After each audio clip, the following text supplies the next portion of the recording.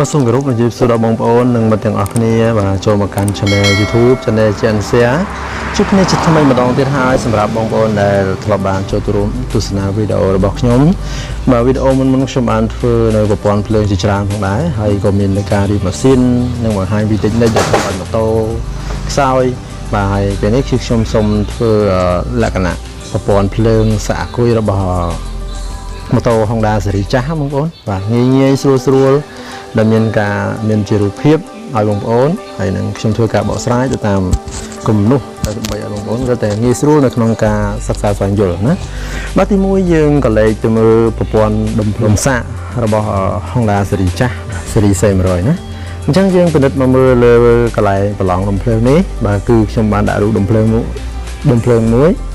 បាទកន្លែងហ្នឹងគឺមានខ្ញុំចង់និយាយពីប្រព័ន្ធសាកអគុយរបស់ Honda ស៊េរីចាស់ 1ដើម្បីងាយស្រួលឲ្យបងប្អូនធ្វើការតាមដាន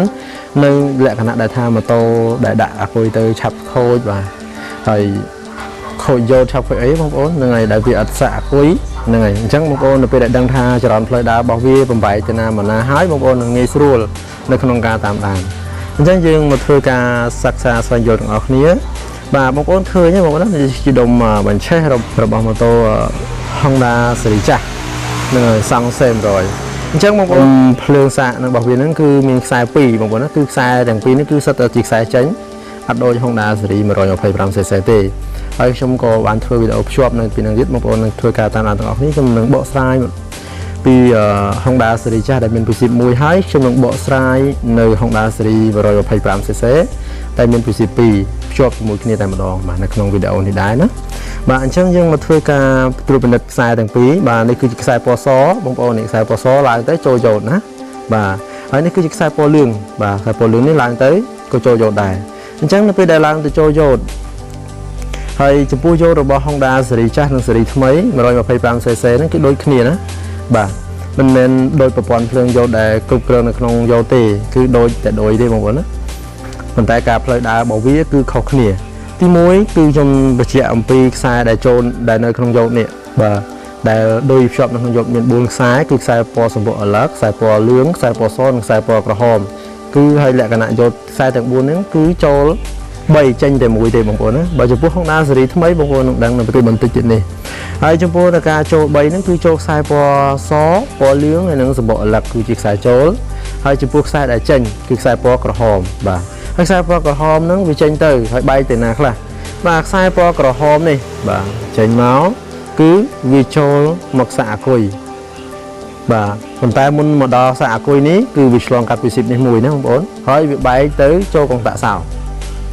បាទអូខេហើយបន្តទៀតយើងក៏លេខមកមើលត្រង់កងតាក់សោនៅពេលដែលកាច់សោបើកប៉ឹកគឺវាភ្ជាប់នេះគឺខ្សែចែកចាយខ្សែពណ៌ខ្មៅនេះបងប្អូនណាបាទគឺបែកជាខ្សែពណ៌ខ្មៅ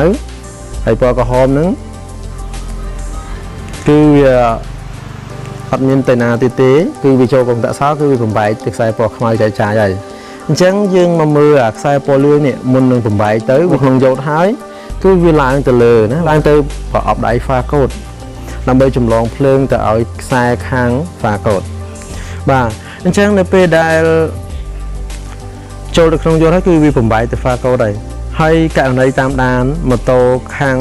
អត់មានភ្លើងជាគៀងមុខអូខេដែលខ្សែពណ៌លឿងនេះ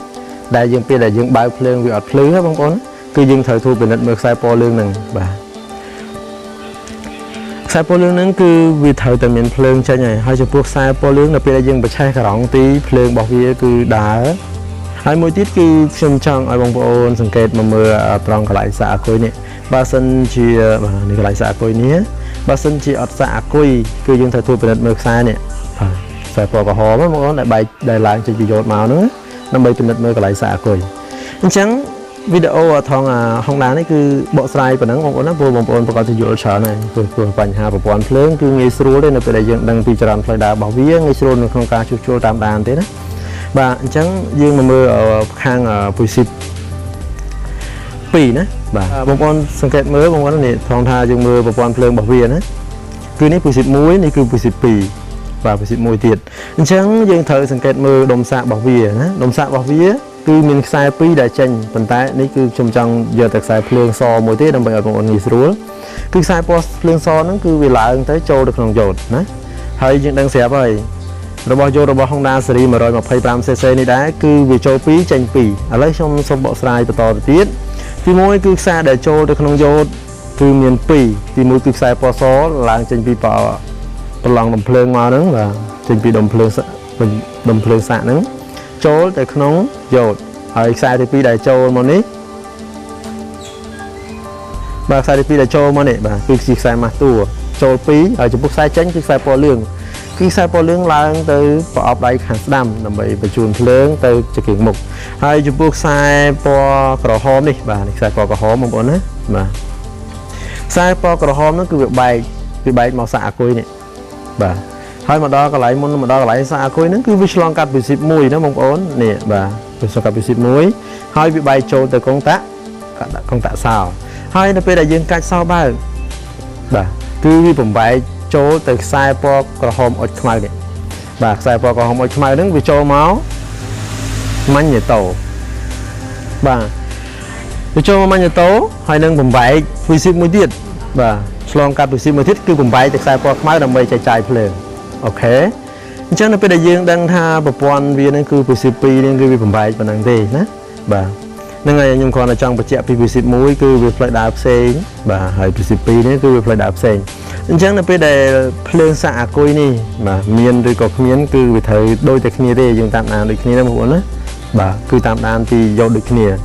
អញ្ចឹងនៅពេលដែលយើងមកដល់កន្លែងយកហ្នឹងគឺយើងត្រូវធ្វើពិនិត្យខ្សែចូល2សិនទី1គឺខ្សែពណ៌សម្បក alert គឺជាខ្សែម៉ាស់តួចូលយកហើយទី2គឺជាខ្សែចេញពីប្រឡងដំភ្លើងឆេះនេះវាឡើងចូលទៅក្នុងយកណាហើយវាចេញគឺជាខ្សែពណ៌លឿងឡើងទៅប្រអប់ដៃដើម្បីបំភ្លឺជើងមុខ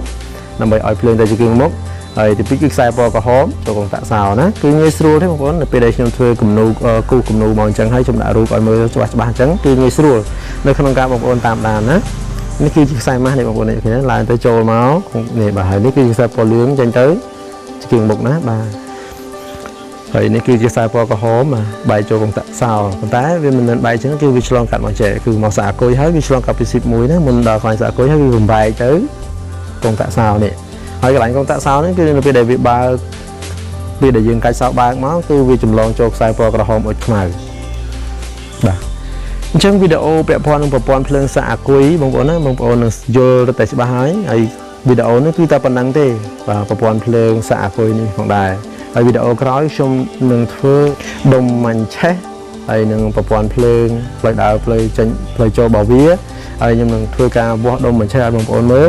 ហើយនឹងធ្វើការវាស់ដុំម៉ាញ់ទិចឲ្យបងប្អូនមើលតើករណីម៉ាញ់ទិចខូចឬក៏មិនបានហ្នឹងគឺខ្ញុំធ្វើវីដេអូក្រោយចំពោះវីដេអូប្រព័ន្ធភ្លើង P12 និង P11 និង P12 នេះផងដែរគឺបានបញ្ចប់ត្រឹមប៉ុណ្ណេះ